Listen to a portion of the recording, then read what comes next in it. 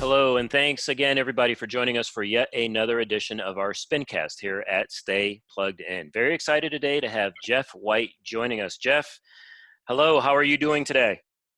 I'm great, Rick. It's a beautiful day here in Charlotte, North Yeah, no doubt about it. Beautiful summer day finally. We actually got to play a couple of baseball games outside today. So I think last time I spoke with Jeff, we were at a different place playing baseball. But anyway, Jeff White is the executive director for National Junior College Athletic Association Esports.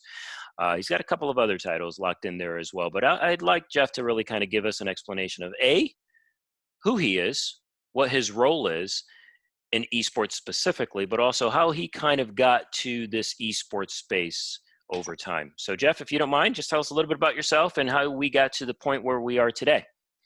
Yeah, you got it. I joined the National Junior College Athletic Association as chief legal counsel in the beginning of 2019, and within a couple of months, it was readily apparent that there was a strong desire in the community college space to launch esports, and so we began working down that path. But we recognized that there was the issue of amateurism, which, Rick, as you well know, and I'm sure the listeners know as well, amateurism in collegiate athletics is currently a requirement. That is not the same, generally speaking, on the esports side. And so ultimately, we made the determination that it was necessary to create a sort of a sister organization called the National Junior College Athletic Association Esports, whose primary and sole focus is on esports, where the NJCAA is focused on traditional sports. And so when we went down that path, I'll be the first to admit I lobbied, campaigned, and volunteered to be the executive director of that association. And really the main reason for that is prior to joining the NJCAA, I served as a vice president at Hocking Community College in Southeast Ohio. And while there, I was responsible for human resources, legal, financial aid, student services, the dining halls, the residence halls, literally everything under the sun. And that included, I was the athletic director. And what I observed was similar to what's happening across the country. There's a strong desire for esports. There's so much interest from both current students and incoming students to participate in esports. And as you well know, Rick, if you work in higher education, it doesn't really matter what role you're in. You share the responsibility for recruiting, retention, and completion of students. And so I set out upon the path of bringing esports to Hocking College. And so I became pretty well versed in the space and what offerings were available. And it became really evident immediately that there was nothing specific to the two-year space. And so, as you know, there is a great disparity in resources amongst colleges. And that is true in both the two-year space and the four-year space. And so ultimately, that can lead to some competitive challenges, right? I mean, if one institution is heavily funded and is throwing lots of resources at a program or into a program, they generally are going to attract the higher caliber participants. And so with that in mind, it became apparent that there needed to be something specific to the two-year space, because we wanted to make sure that from a competitive perspective, that everyone, it was a level playing field, so to speak. And it just kind of worked out. It worked out perfectly from a timing perspective. As I mentioned, when I came to the NJCAA, there was already a significant interest in the community college space. And so we actually, launched the NJCAA in August of 2019, and actually began competition in September. And so in the period of about 3 weeks, we were actually able to get 15 schools that signed up and 89 students to participate in our inaugural semester, which was the fall of 2019. And then in the spring of 2019, That increased to just under 400 students and 25 schools. And so we saw substantial growth in that one semester. And so obviously big things were in store, and then COVID happened. And you know the landscape for athletics and colleges has changed drastically in that time. But despite that, we have grown to 43 schools that have signed up to date with sort of verbal commitment, written commitment to be near 70 coming up in the fall. And so we continue to see rapid growth in the space. And the nice part about this is um, not only are we bringing more students into the fold, so to speak, students that aren't necessarily normally part of representing the institution, being a part of the team, a team dynamic, even with the individual or the one player games, they're still part of representing the team. But just as importantly, there are scholarship dollars associated with this and aid that schools are now giving to students because administrators are now recognizing just how powerful and meaningful esports is, not only from the competitive standpoint, but the benefits in the classroom and post graduation. Hmm. That's awesome. A lot of talking points there. Let's start off with one of the things you mentioned, obviously, is that there's an incredibly strong desire that you ran across for esports. And that's obvious in the numbers. You went from 15 to 43 to close to 70 schools that you've got locked down in terms of an agreement in writing for the fall. What's the landscape look like? For us that may not know, how many schools are there in this landscape? About how many overall schools are there?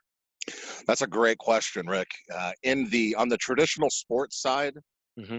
we have 520 members all across the United States. And on the traditional sports side, that association has been around since 1938. And so Understood. it's actually, yeah, the second largest collegiate athletic association in the world behind Wow. only the NCAA. Wow. And so for Wow. us, the natural assumption is, and we're seeing it, this is why things took off so quickly. Hmm. We are the natural progression for those 2-year schools Hmm. because when they think athletics, whether it's esports or traditional sports, they think NJCAA. And so even with just uh, 43 members at this point, and I don't mean to downplay the size, but with just 43 members, we have members from Washington State, New Mexico, Utah, the Midwest, the Northeast, the Southwest, the Southeast. Literally, we're covering the whole spectrum. There are several other community colleges. There's thousands of community colleges across the United States, and what I fully anticipate happening is there will be more schools that participate in esports than traditional sports because it is so much less expensive to house a team and to have a team, and the benefits uh, are just as significant from a student perspective. Yeah. I ask from the perspective of that was my perception, is that there's probably so much more room for growth in Absolutely. general, that this thing is going to take off like a rocket here shortly. So I think Mr. White is going to be in line for a raise sooner than later. But let's talk a little bit about what you just spoke to, because there's a changing landscape, obviously, in collegiate sports in general based on COVID-19. And obviously, there's even talk of potentially not having college football um, this upcoming fall. And who knows? Who knows how all of that will play out? But I've always inherently just looked at esports as something that can be managed more efficiently with less dollars. But the benefits, in my opinion, unless you're going to go pro, but that's true of esports as well. You can go pro in esports, but the benefits from a career perspective and the broad spectrum of learning that you can encompass with experiential learning within esports is so much greater. Can you dive into that a little bit? Absolutely, and I think that's a fantastic point. So I'm really excited to share that we are the first collegiate athletic association to receive the STEM.org accreditation Love it. for our program. And so that's really a function or a result of our commitment to STEM education and STEM principles. And so through that through that accreditation and through partnership with STEM accredited high school programs, we're going to be able to align our member colleges with local high schools that have the same sort of curriculum. And then just as importantly, if not more importantly, from a workforce development standpoint, which, as you know, Rick, is the bread and butter in the 2-year space, we're going to be able to partner with employers both locally and abroad. And when I say abroad, I don't necessarily mean overseas. I just mean beyond the local sphere of influence for a community college.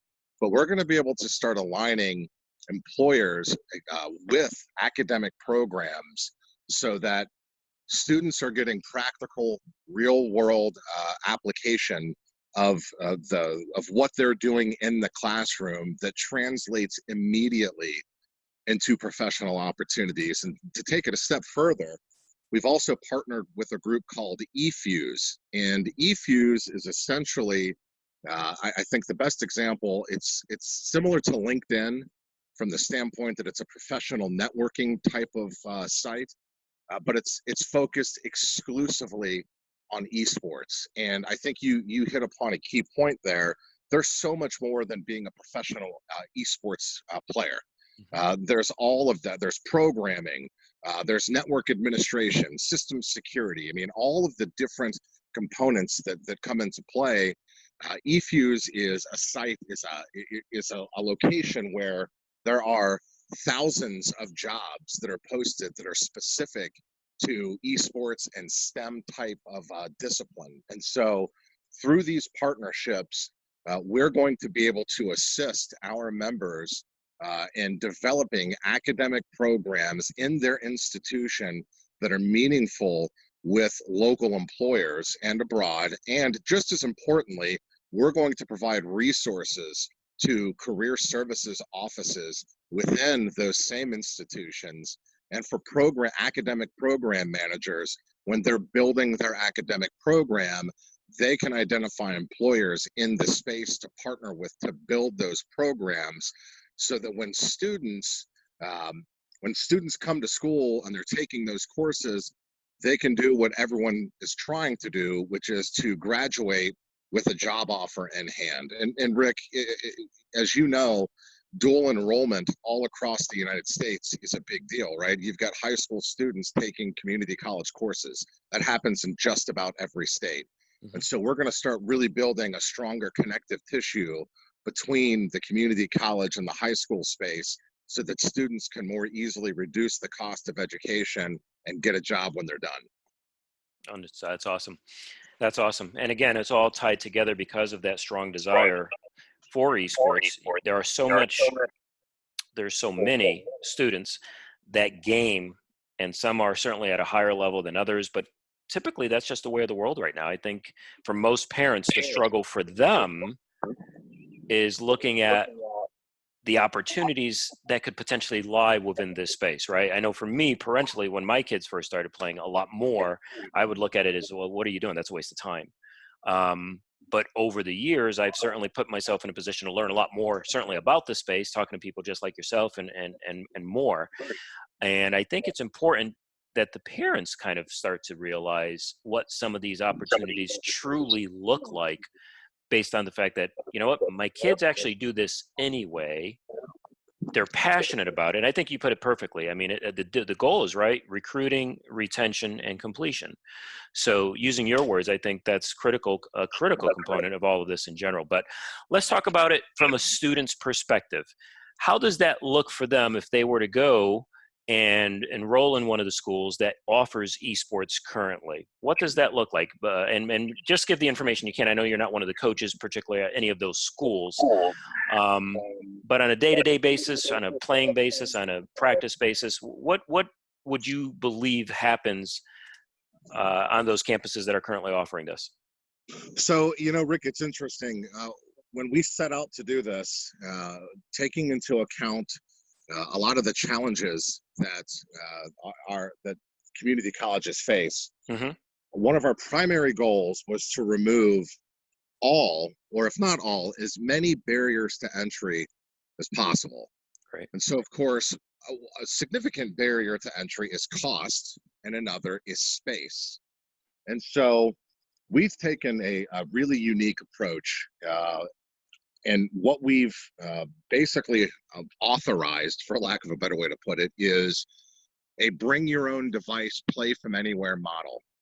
So I share that because the experience that a student athlete can get in our programs really ranges the entire gamut. We have members that have, you know, several hundred thousand or $1 million facilities completely dedicated to esports. It's everything that you see on TV with all the lights, the top of the line equipment, fans, stage. And if a student goes to a program like that, their experience is going to be, I would say, if not identical, very similar to a traditional sports athlete. Mm-hmm. They're going to have practices, they're going to have study tables, they're going to have coaches, they're going to have academic support, and they're going to have the responsibility of wearing the shield, so to speak, of representing the school. No different than the football, baseball, or basketball player. At the same time, we also have programs that have taken advantage of that bring your own device type approach. And so in those instances, it might be more akin to a student using their own PlayStation 4 and playing from their dorm room or from home, but still at the same time having all of the academic support and an administrator that's sort of overseeing all of it. And so, and then obviously everything there in between. And so we literally, not only for the student or for the programs, but for the students, can offer an experience that ranges the whole spectrum. Because I think you put it very well. They're already playing games, right? I mean, I still play Call of Duty myself. In fact, I'll be on later this evening, I'm sure. Let me know when and where. Let me know when and where. You got it. You got it. But, you know, so they're already playing. Some play casually. Some are very serious. And so, you know, if you've got if your son or daughter is interested in playing and they're very serious about it, then we can help to connect those students with programs that are very serious about it and try to help facilitate or nurture some recruiting opportunities for those students. And if alternatively, if it's just something they like to do for fun, there are schools that do it on the, and I'm using air quotes here, the varsity level, but it's more like a club experience where it's really just more about the experience and the companionship and the community that you get from esports more than it is about winning. Awesome. Awesome. So explosion, right? Esports Yes. space in general. I mean, and it's been around for a while. I think a lot of people look at this as a fairly new entity, but it's really not. It's been around for a little bit of time, but it's becoming more and more commonplace, I guess is the best word to use, especially on the collegiate side of things. So I look at the term, you know, in the last 3 years, if you look at just the explosive growth collegiately, it's just amazing. And obviously, I think there's so much more room to grow as we dove into what the numbers look like for you a little bit earlier in this conversation. Currently, what are some of the most, or what are some of the biggest challenges that you currently face as you continue to grow? Because obviously you want to grow this model and make this available to every kid that wants it, every student that wants it. But what are some of the bigger challenges that you currently face right now in this space? So I think I got to start my answer with a kudos to you and the work that your group is doing.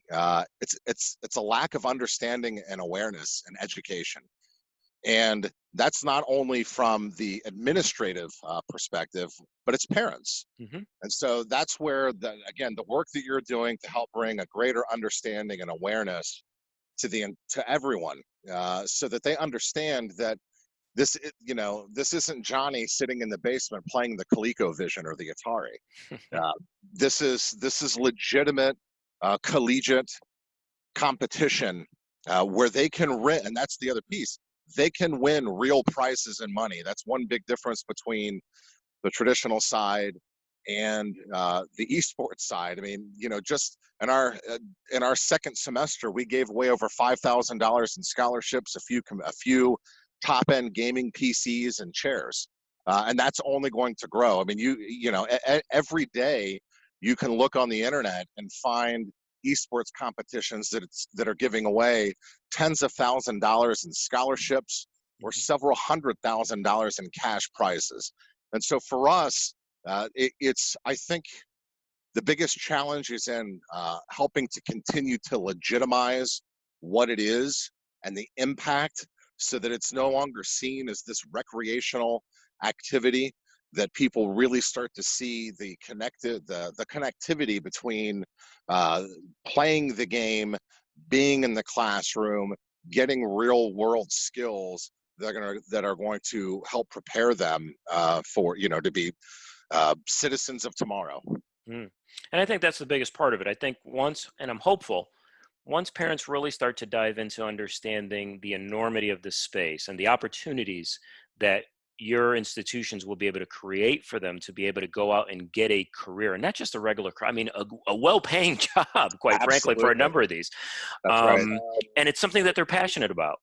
I mean, how many parents out there, have a job that they go to because certainly it pays the bills, but it's not something that gets them up in the morning and gets them fired up. Well, a number of these positions are going to be people that are heavily involved in esports, and for them taking that leap into the career path is something that they're going to enjoy and be passionate about, and certainly bring some more creative change over time. So I think it's a win-win all the way. Let's talk, fast forward past the challenging part and talk a little bit about what are some of the more fun aspects in creating the space that you're creating for the NJCAAE. I'm just going to shorten that title up if you don't No, that's all good. mind. Yeah, I think first and foremost, as it is with all things, you win with people, you get things done with people, and I've just been so excited and thrilled to have the opportunity to meet people such as yourself that otherwise I may have never had the opportunity to cross paths with. And so, just finding like-minded people that are just as motivated as I am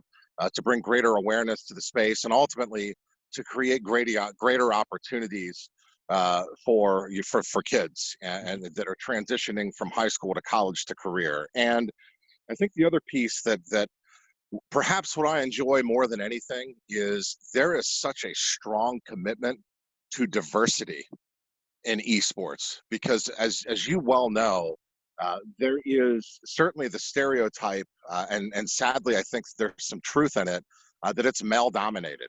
Mhm. And so trying to find creative ways and partnering with groups that are focused, and I'm talking just of the gender diversity at this point, but finding ways to make sure that it's inclusive of all genders, and identifying those game titles that may speak specifically to a different or underrepresented gender, but also making sure that the programs that we build, regardless of the game titles that we offer, are gender inclusive and make everyone feel like they're an equal part of the process. And then I guess to take it a step further, uh, just focusing on socioeconomic diversity and making sure that these aren't opportunities that are limited. And that's the beauty of the community college model, that it's not an elitist type sport, that it's viewed as an inclusive opportunity for all. And so finding other groups whose focus is on bringing opportunities, education, and awareness to more urban areas that might not have the fiscal resources and physical resources to really commit and promote esports. Yeah, no doubt about it. And I think that's one of the powerful things that esports really can take a forefront in from a socioeconomic position, meaning it's very easy to bring the technology to an underserved or an underprivileged community and kind of get them involved in, hey, this is esports, but this is everything that comes with it.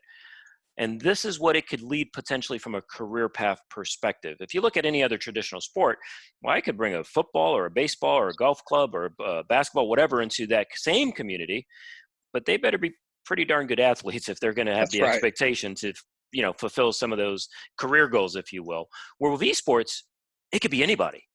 It You literally, know, it can be anybody. And once we find that motivation within those games and find what their creativity is and what their strong suits are moving forward and make that identity, then it's off to the races. And again, I think that's something solely within esports that we can certainly associate with that, again, traditional sports really can't tag into, I if that I makes sense. completely, yeah, it absolutely does. In fact, Rick, I was, over the years, from a recruiting standpoint, whether it was recruiting students or recruiting professionals through job fairs, I've been to a number of conventions, just as I'm sure you have, conventions, symposiums, job fairs, hiring events. Well, in late 2000, late 2019, I was in Atlanta for an esports convention. And admittedly, it's the first big esports convention that I attended. And I was taken aback by the diversity of, and I don't mean racial, gender, ethnic, just everything, the diversity of people Hmm. that was there, man, woman, child, young, old, every walk of life. And I found myself sitting there thinking, and I had my college administrator hat on, why do I not have a table or booth here? What am I not, why am I not here recruiting people, promoting what I'm doing? And the fact that my school is giving away money for you to come to my school and play the video game that you love. Come to my school and do it. And that really for me was, it was sort of a breakthrough. I mean, when I saw that, I just thought to myself, there's such significant opportunity, and no one is taking advantage of it. Hmm. I agree. I've been to a couple of those as well. And what struck me, and kind of what helped me start this business, if you will, for Stay Plugged in a number of the younger generation that you see at a number of these competitions, conventions, DreamHack, et cetera, things, whatever you want to see, or whatever you've been to, they're on their own. Yes. Go to a little league game, go to a baseball game, and the stands are filled with parents, grandparents, friends, family. So to your point, legitimizing this space is critical, in my opinion, because once those kids have that support system from their family, how much growth is there going to be in a positive way, A, for them in terms of how they feel about just playing the game, obviously, but B, to investigate the opportunities that the Jeff Whites are creating, that the other college institutions are creating, to be able to be open-minded enough to really understand and grasp, wait a minute, this is here to stay, and it's actually a benefit. And it can actually create something that's so powerful for my child that I think over time, I'm hopeful anyway, that we'll continue to see the growth from that perspective as well. Yeah, I completely agree with you there. And again, I couldn't think of a better word than legitimizing, because as you just put it, once parents see the light, so to speak, Mm-hmm. it's simple math. I mean, this is something my child loves to do. It can lead to meaningful life experiences and a career that's going to make them happy. Who doesn't want that for their child? Yeah, agreed. That's all. Trust me, that's all I want. I want my 3 kids out of here working somewhere good. So 100% agree. And the last point I'll make, I think we're going to be up on time here. The last point I'll make, and I'll let you talk a little bit on this as well, is, everything you get from traditional sports, the camaraderie, the competitiveness, the will to win, the learn how to get knocked down but get right back up. Oh yeah. You get in esports. You get it all. I mean, you get it all. So I think that space will only help solidify, what the parents' expectation is from traditional sports as well as esports. What do you see in that? You couldn't be more right. And I'm also an attorney, so the other piece I would throw out there is, Mm-hmm. there's much less risk associated with it as well, right? There's Absolutely. less risk of injury, Mm-hmm. less risk for the member institution that's hosting it, not nearly as much travel associated with it. But for me, Rick, the phrase that you used is one that I use all the time. You have to learn how to pick yourself back up. And that's what esports is going to teach you, because it happens to all of us. You get knocked down, and if you don't have experience dealing with that, whether it's, the last play in a football game where you come back to the huddle and you need someone to, you got to go right back up there and line up, and you got to run the play again, and you got to do your best. It's no different in esports. You've got people relying upon you. You have success and failure within every match. And so I can't place enough value on my experience playing both traditional sports and video games as a child. Just from the obviously when I was younger, it was just camaraderie and fun. But it's certainly taken a much bigger leap forward, and I'm just so excited to be a part of it. Yep. No doubt about it. Same here. I continue to grow in this space. I continue to learn each and every single day. As I mentioned at the beginning of this podcast, I was very excited to have Jeff White on. Very, very excited to continue more conversations with him. Luckily, he's in my backyard here in Charlotte. So I'll be able to continue to have these conversations and continue to grow in this space. Jeff, thank you very, very much for coming on today, taking some time to help us understand a little bit more about what's going on in the National Junior College Athletic Association Esports. I'm incredibly excited to see what that pathway looks like even 1 year from now, just based on the growth you've had in just such a short amount of time. So let's definitely reconnect on that, maybe on another podcast down the road, but certainly would love to connect further as the weeks and months progress and continue to collaborate here in Charlotte to make sure esports is available to everyone that wants it. So appreciate your time. Thank you so much. Thanks a lot, Rick. I appreciate the work you're doing, and I look forward to the opportunity to reconnect with you on this podcast. Awesome. Thanks again. Have a great day. And for everyone listening today, thank you so much for listening to another edition of our Spincast here at Stay Plugged In. We wish you the best, and we'll see you again soon. Thanks so much.